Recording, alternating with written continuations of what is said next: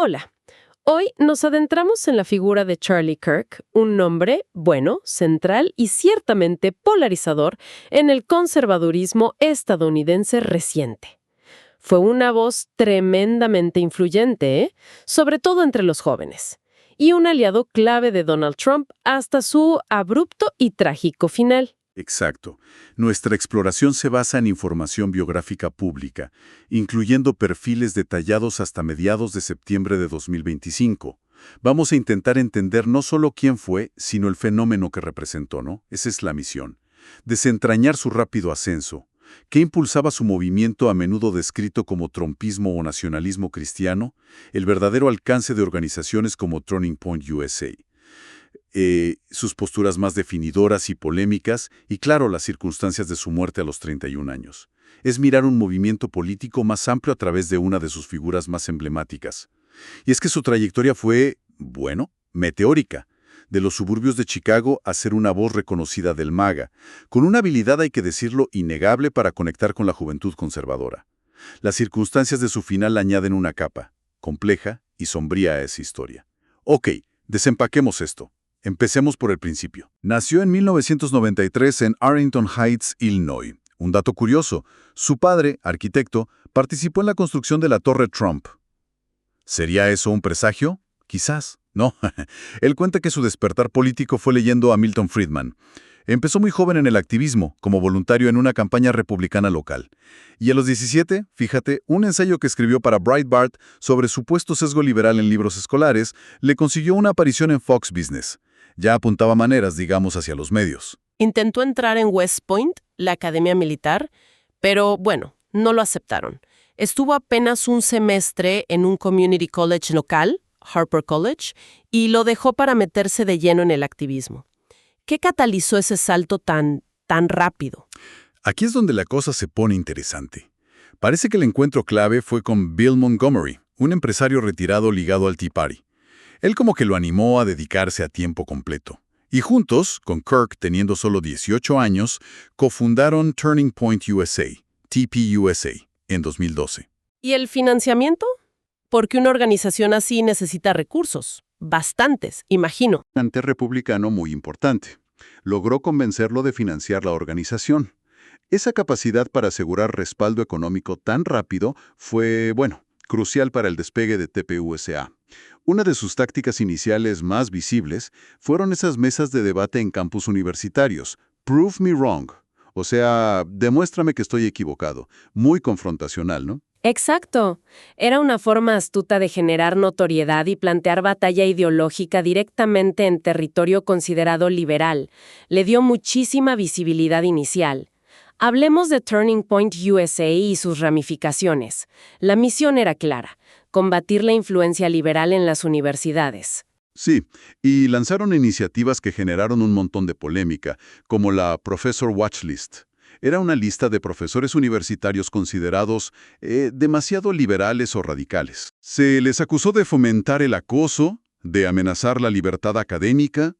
Hubo controversia, sí, incluso una suspensión temporal por parte de su proveedor de hosting. Pero al mismo tiempo demostraron una capacidad notable de movilización, organizando mítines masivos que atraían a miles, no decenas de miles de jóvenes conservadores. Y el dinero fluía. Grandes donantes conservadores respaldaron el crecimiento. Una investigación de ProPublica en 2020 levantó dudas sobre sus finanzas. Señalaron posibles afirmaciones financieras engañosas, falta de auditorías independientes y un aparente enriquecimiento de los líderes, como el propio Kirk. ¿Se sabe algo de eso? Sí, su salario reportado pasó de unos $27,000 iniciales a casi $300,000 anuales en pocos años. Compró un condominio de $855,000 en Florida. Para 2020 los ingresos de TPUSA superaban los $39 millones. Más tarde se informó que su compensación total, sumando organizaciones relacionadas, superaba los $325,000 anuales. Son cifras significativas para una organización sin fines de lucro enfocada en estudiantes. Y TPUSA no estaba sola. Crearon filiales, ¿verdad? Como una red. Correcto. Estaba Turning Point Action, una entidad 501c4. Esto significa que tiene más libertad para intervenir directamente en política que una organización benéfica estándar que se dedicaba a atacar a demócratas. Adquirieron Students for Trump en 2019, con Kirk al frente. Hubo también proyectos como el Falkirk Center con Jerry Falwell Jr. en Liberty University, un think tank de derecha que, duró poco por controversias internas. Y Turning Point Faith, fundada en 2021, para movilizar a líderes religiosos en política, con un presupuesto inicial reportado de $6.4 millones. Construyó todo un ecosistema organizacional, vaya, y la presencia mediática fue clave en su ascenso, sin duda. Absolutamente central. Su programa de radio diario, The Charlie Kirk Show, en la red conservadora Salem Media desde 2020 era muy escuchado. Su podcast, según datos internos de TPUSA que se conocieron, alcanzaba cientos de miles de descargas diarias en 2024. Se adaptó rápido a nuevas plataformas como TikTok, donde videos de sus debates se volvieron virales. Llegó incluso a tener un programa diario en la Trinity Broadcasting Network, TBN. Además de varios libros publicados, ¿no? Consolidando su mensaje y su marca personal. Lo fascinante aquí es la estrategia mediática tan deliberada y multiplataforma, con un enfoque muy claro en la generación Z. Usaba todos los canales a su alcance. Sin embargo, este alcance vino acompañado de mucha controversia sobre el contenido. Un estudio de Brookings Institution en 2023 lo señaló como uno de los principales difusores de afirmaciones falsas o engañosas en podcasts políticos. Incluso los llamados Twitter Files sugirieron que su cuenta pudo haber sido limitada internamente en esa plataforma. Se reportó que no solo amplificaba el mensaje de Trump, sino que ayudaba a darle forma. O sea, era más que un comentarista. Era un actor político influyente a través de los medios. Sin duda. Y su retórica podía ser, extrema. Recordemos el incidente donde llamó a que alguien pagara la fianza del atacante del esposo de Nancy Pelosi. Eso muestra un poco hasta dónde podía llegar. Profundicemos en sus posiciones políticas y las controversias. Su relación con Trump es fundamental, como ya dijimos. Sí, aunque curiosamente al principio de 2016 fue algo escéptico, pero cambió rápidamente y se convirtió en un aliado férreo, muy cercano a Donald Trump Jr. Su libro The MAGA Doctrine buscaba definir la ideología del movimiento. Su influencia continuó post-2020, invirtiendo en negocios alineados con MAGA y asesorando, según se reportó, a la administración Trump en nombramientos clave. Era visto, sí, como una cara definitoria del movimiento. Y su papel en los eventos del 6 de enero de 2021. Ese día es clave. Fue controvertido, sí. Anunció el envío de autobuses con estudiantes a Washington, D.C.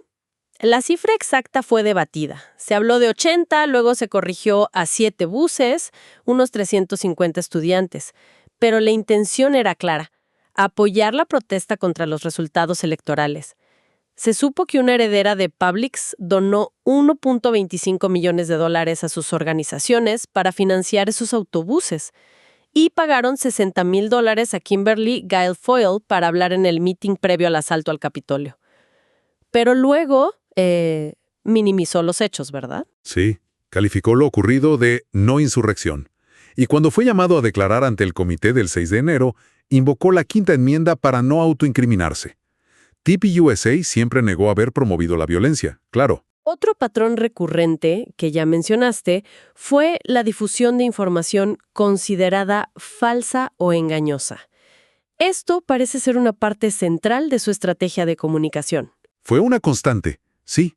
Durante la pandemia de COVID-19, promovió activamente el término virus de China. Afirmó falsamente la efectividad total de la hidroxicloroquina, lo que le costó una suspensión temporal en Twitter.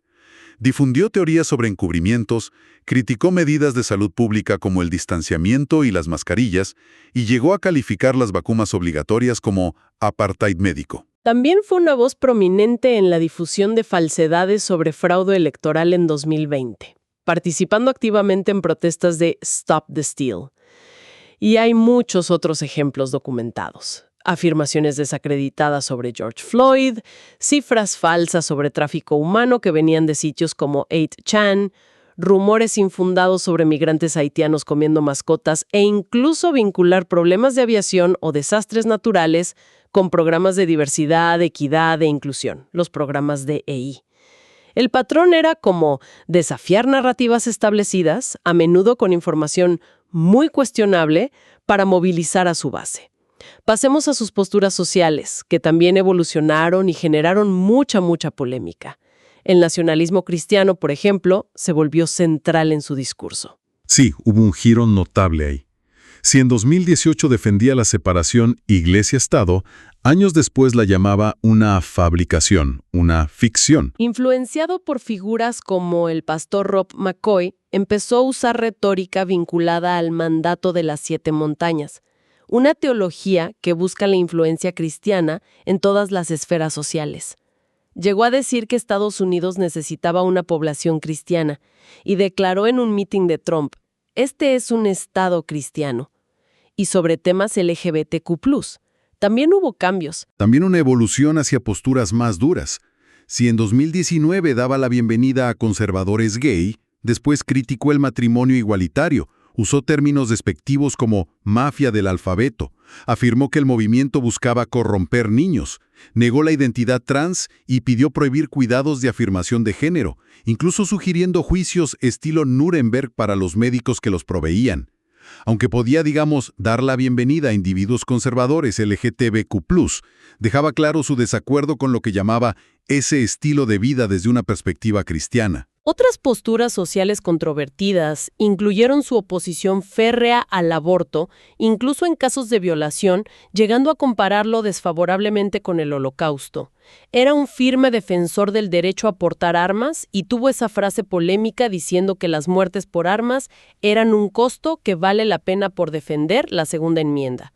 Y bueno, hizo comentarios polémicos sobre relaciones y anticonceptivos, aconsejando roles de género muy tradicionales. El tema de la raza fue particularmente espinoso y recurrente en su discurso, sí. Sí, a menudo hablaba de un supuesto declive o victimización de los blancos. Atribuyó su propio rechazo de West Point a la acción afirmativa. Calificó el concepto de privilegio blanco de idea racista. Vinculó la inmigración con un supuesto plan demócrata para disminuir la demografía blanca y llegó a hablar de la teoría del gran reemplazo, no como teoría, sino como una realidad. Y su visión sobre figuras y momentos clave de la historia racial de Estados Unidos cambió drásticamente. Martin Luther King Jr. pasó de ser un héroe, según sus propias palabras iniciales, a ser alguien horrible, no una buena persona. Condenó la Ley de Derechos Civiles de 1964 como un gran error y un arma antiblanca.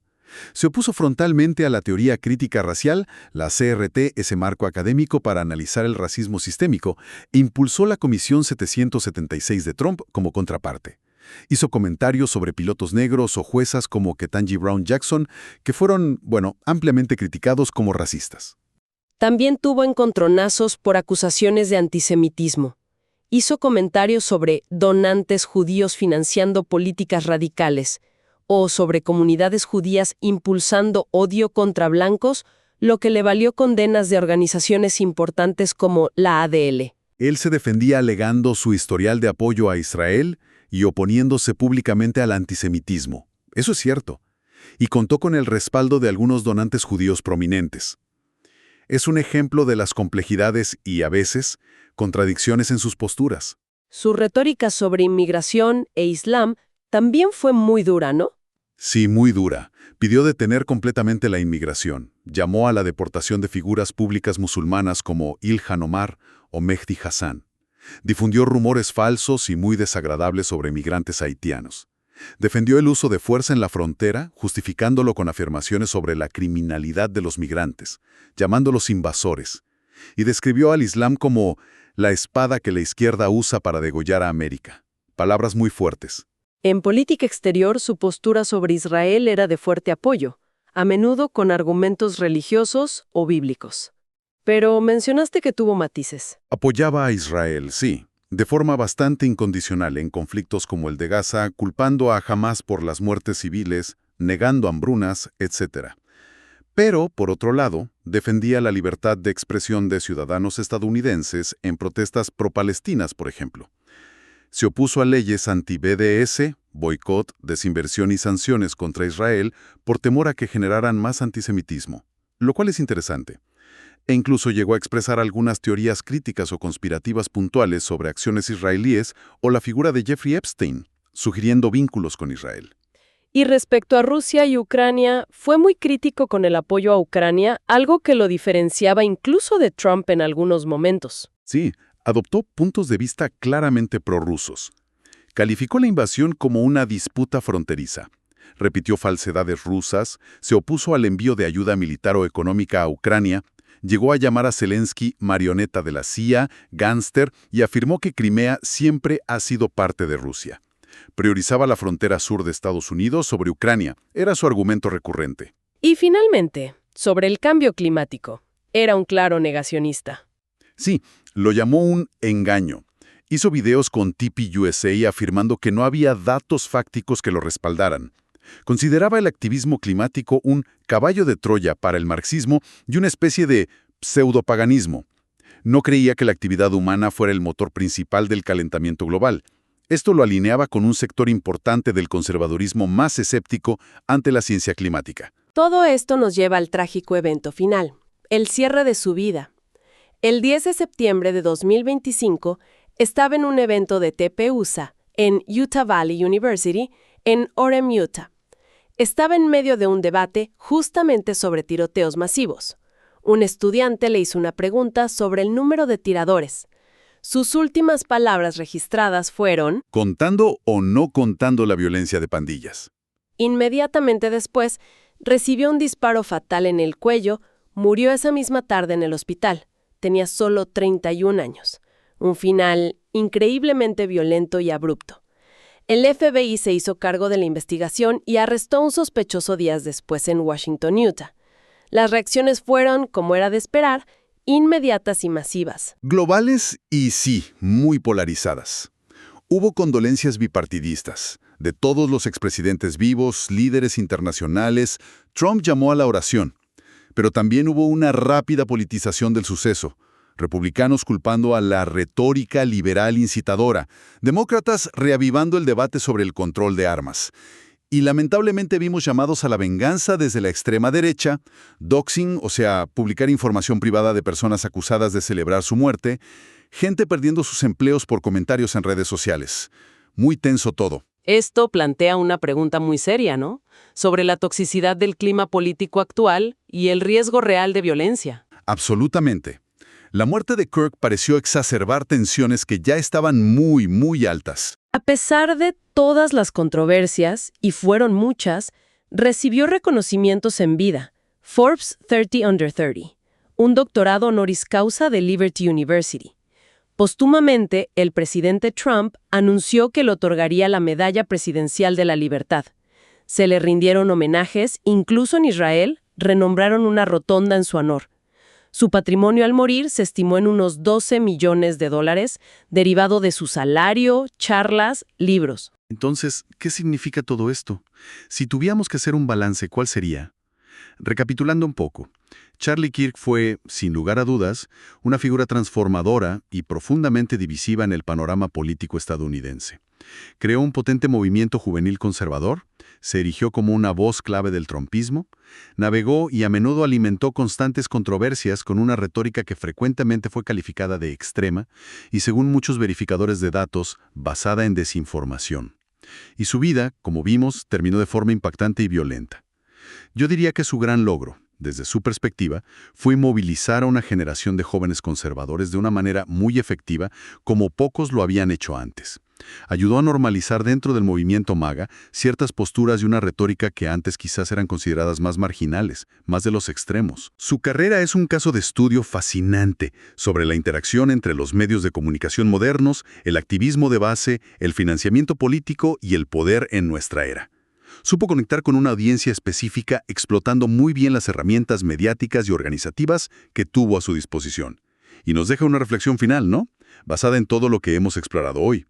Kirk se enfocó intensamente en movilizar a la juventud con una retórica, como decíamos, frecuentemente divisiva y con visiones muy particulares de la identidad y la historia estadounidense. ¿Cuáles podrían ser los efectos a largo plazo de esa influencia en el discurso político y, sobre todo, en la forma en que esa generación que él tanto buscó influenciar participa ahora y participará en el futuro en la vida cívica? es algo sobre lo que vale la pena pensar.